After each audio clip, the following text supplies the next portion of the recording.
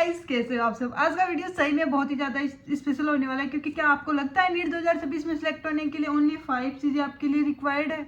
यदि आपको ये नहीं लगता तो आप बिल्कुल सही जगह आए हो, क्योंकि आज मैं आपको बताऊंगी कि आपको नीट 2026 में 5.5 मंथ में आप कैसे सिलेक्ट हो सकते हो। बिल्कुल 5 चीज़ पढ़ के, 5 चीज़ जो मैंने पढ़ी थी और मैं एकदम अच्छी रैंक के साथ सिलेक्टेड हुई। तो उसके लिए फर्स्ट ऑफ ऑल फालतू टाइम वेस्ट नहीं करना है, क्योंकि मेरे भी परसों से एग्जाम है और मुझे भी बहुत अच्छे से पढ़ना है। वैसे मेरी पढ़ाई अच्छी चल रही है तो मैं सोची तुम्हें भी बता ही देती हूँ। आप तुम्हारी भी तो अच्छी चलनी चाहिए ना, मेरे लिए तो तुम भी बहुत ज़्यादा खास हो। तो देखो, फर्स्ट ऑफ ऑल ये चीज़ बहुत ही ज़्यादा मायने रखती है कि आप कहाँ से और क्या पढ़ते हो और किस तरीके से पढ़ते हो। आज के वीडियो इसी चीज़ पे होने वाला है कि आपको कहाँ से पढ़ना है, क्या पढ़ना है और कैसे पढ़ना है। क्योंकि इस टाइम पे लोग है ना अपने फायदे के लिए कुछ भी बता रहे हैं कि ये बुक पढ़ लो, ये मैंने पढ़ी थी। भाई तूने नहीं पढ़ी तो क्यों फालतू बता रहा है। लेकिन लोग भाई बताएंगे तो बताएंगे, हम कौन होते हैं बोलने वाले। तो चलो उनकी बात नहीं करते हैं, अपनी टॉपिक पे बात आते हैं। फर्स्ट ऑफ ऑल आज का वीडियो इस चीज़ पे है कि आप ऐसे कौन से 5 स्टडी मटेरियल यूज करो जिससे कि आप बेस्ट मेडिकल कॉलेज में एकदम रैंक के साथ जा सकते हो। तो फर्स्ट ऑफ ऑल गाइज, जब मैंने की थी फिजिक्स, मेरे ओनली 28 नंबर आए थे, 175 पे मैं गई थी। तो फिजिक्स में मैंने कुछ भी एक्स्ट्रा नहीं किया था। मैंने टीचर के लेक्चर लिए थे, बहुत अच्छे से नोट्स बनाए थे। एंड देन एरलेस यूबीडी फिजिक्स नीट 2026 के लिए भी ये बेस्ट बुक है।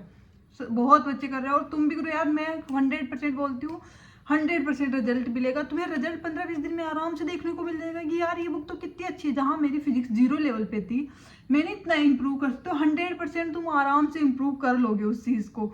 तो फिजिक्स में आपको करना क्या है, लेक्चर नोट्स एंड एयरलेस यूबीडी आपको क्वेश्चन प्रैक्टिस करनी है।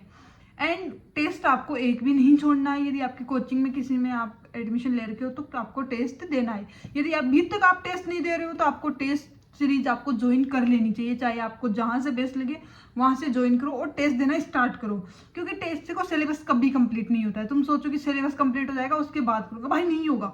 एंड यदि तुम अपने टेस्टों के साथ अपना सिलेबस कंप्लीट करोगे तो 100% हो जाएगा।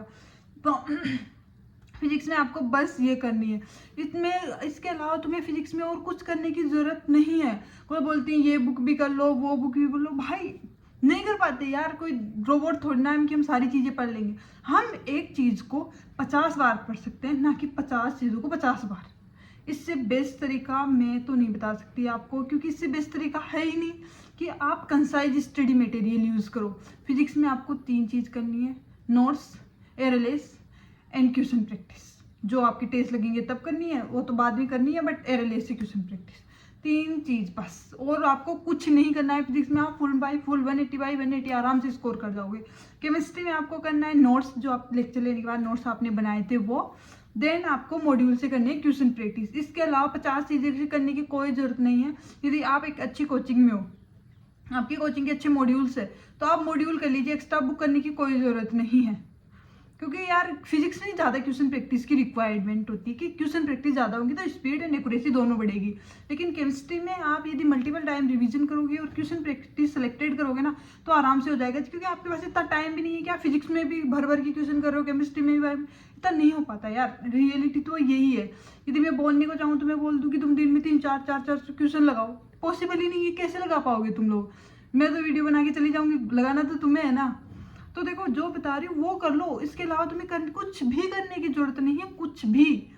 तो मॉड्यूल करो केमिस्ट्री एंड बायो में एनसीईआरटी।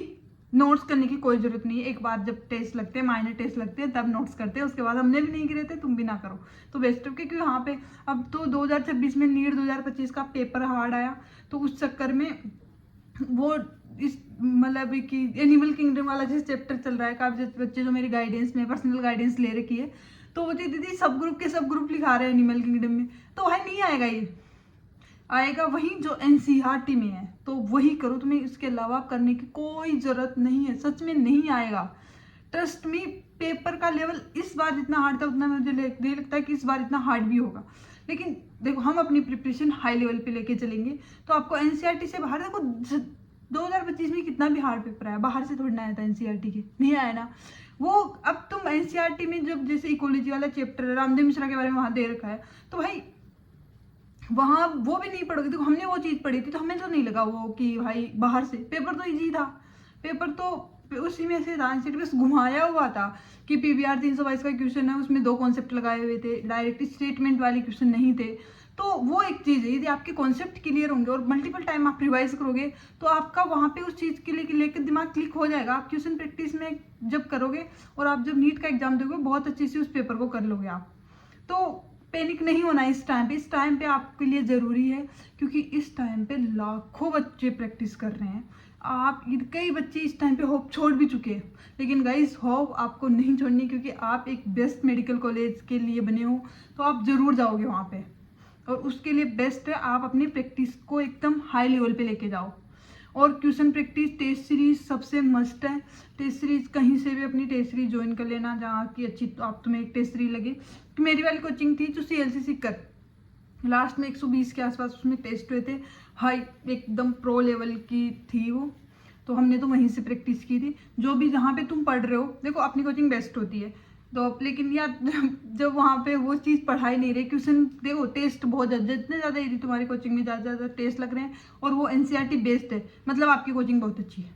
यदि आपके टेस्ट नहीं लग रहे और फालतू का पढ़ा रहे हैं कि तुम, हमें पता है 85 क्वेश्चन तो NCERT से आएंगे, सपोज 5 क्वेश्चन बाहर से आ गए तो वो कैसे करोगे तुम? अरे हमारे 85 तो क्लियर करो पहले, 85 क्लियर हो जाएंगे, 5 क्वेश्चन छूट जाएंगे तब भी कोई दिक्कत नहीं है। लेकिन कोचिंग वाले तुम NCERT पढ़ो, 85 कर लोगे, 5 क्वेश्चन हम पढ़ा देते। भाई तुम मत पढ़ाओ 5 क्वेश्चन, हमें तो 85 वाली करवा दो बस। 85 यदि हमारे भाई में हो जाएंगे तुम्हारा आराम से सिलेक्शन हो जाएगा। तो वो चीज़ छोड़ो, तुम्हें पढ़ना है बस NCERT। और कई देखो, कई जो है बड़े बड़े चैनल वहाँ पे ना क्या कि ऐप का, कुछ ऐप का प्रमोशन कर रहे हैं कि डाउट यहाँ से सोल्व कर लो। गाइस वो थोड़े दिन की रहती है कि थोड़े दिन हम सोल्व करते हैं, करना हमें खुद ही है सब कुछ। तो फालतू में ऐसे फालतू की वीडियो देख के अपना टाइम वेस्ट ना करें, और जो चीज़ मैं फिक्स बता रही हूँ कि आपको करना ही है बस वो कर लो। और उन लोगों ने भी वही किया था, लेकिन आज वो अच्छे चैनल पे आ गए, अच्छी जगह अपना प्लेटफॉर्म बना रखा है, तो वो ये भी बता रहे, वो भी बता रहे। मैं किसी के बारे में नेगेटिव फीडबैक नहीं दे रही, लेकिन आपके लिए क्या ज़रूरी है आपको भी पता है। आपको भी पता है कि आपके लिए इस टाइम पे क्या ज़रूरी है और आपको क्या करना चाहिए। मैं एकदम रॉ तरीके से बताती हूँ कि भाई हमारा फ्रेंड सर्कल पूरा सिलेक्टेड था, क्यों? क्योंकि हमने कंसाइज स्टडी मटेरियल यूज़ किया था और time to time multiple time revision and question practice test, बस। इसके अलावा हमने कुछ और ज़्यादा नहीं किया। और आप सोचो कि हम कोई एक्स्ट्रा ऑर्डिनरी थे, नहीं, हम नहीं थे सच में। देखो हम अपनी रियलिटी स्वीकार करते हैं कि भाई हम नहीं थे, हमें समझ में नहीं आती थी जी। हमने मल्टीपल टाइम उस चीज़ को समझा है, रिवाइज किया है, तब जाके हमारे दिमाग में वो चीज़ घुसी है, तब जाके हमारे क्वेश्चन सही होते थे। तो तुम भी कर सकते हो। कोई बच्चा सोचता है कि यार मुझे समझ नहीं आता, भाई तूने उतनी प्रैक्टिस नहीं की जितने और बच्चे कर चुके हैं, इसलिए तुम्हें अभी नहीं आ रहा है। यदि तुम उनके बराबर अपनी क्वेश्चन प्रैक्टिस कर लोगे, उस चीज़ों को समझ लोगे, इतना टाइम फिजिक्स को, केमिस्ट्री को, बायो को दे दोगे, तो तुम्हें चीज़ें समझ आने लगेगी। तो बहुत ईजी है, बस तुम बस multiple time revision, question practice, test. और अभी तक तो बहुत टाइम है, आराम से काफ़ी ज़्यादा बच्चे एंड आते आते अपनी होप ही छोड़ देते कि मेरा सिलेक्शन होगा कि नहीं होगा, मैं तो नेक्स्ट ड्रॉप लूँगा, तो वो ड्रॉप ही लेना पड़ जाता है उनको। तो गाइस इस चीज़ को मत छोड़ो कि काफ़ी लोग छोड़ चुके हैं, तो आप बिल्कुल कंपटीशन में कम लोग होते जा रहे हैं। तो आपको सिलेक्टेड में रहना है, तो आपको अपने आप को 100% मोटिवेट रहना है और चैनल को सब्सक्राइब कर लेना, क्योंकि मैं फालतू की कचरापट्टी चीज़ यहाँ पे डालती नहीं हूँ। क्योंकि मेरे पास भी ऐसे नहीं, मेरे पास भी पेड प्रमोशन वाले भी वो आते हैं ऑप्शन ऑफर, बट मैं नहीं करती। क्यों भाई, क्यों करना है? जो मेरे बच्चों के लिए, जो मेरी ऑडियंस है, मेरे सब्सक्राइबर है, उनके लिए वो चीज़ ज़रूरी नहीं है, तो मुझे नहीं चाहिए। मैं अपने फ़ायदे के लिए औरों का नुकसान नहीं कर सकती किसी भी कीमत पे। तो गाइस अच्छे से पढ़ना है, और कोई भी डाउट आए तो कमेंट कीजिए, मैं हर बच्चे का रिप्लाई देती हूँ, ये तो आप खुद भी देखते हो। क्योंकि यार तुम सोचो मेरे पास कहाँ से टाइम आ रहा है, बस टाइम को मैनेज करना आना चाहिए और सब कुछ तुम कर लोगे। कोई भी डाउट आए किसी भी चीज़ से रिलेटेड और तो बस कमेंट कीजिए, मैं आपको 100% बताऊँगी।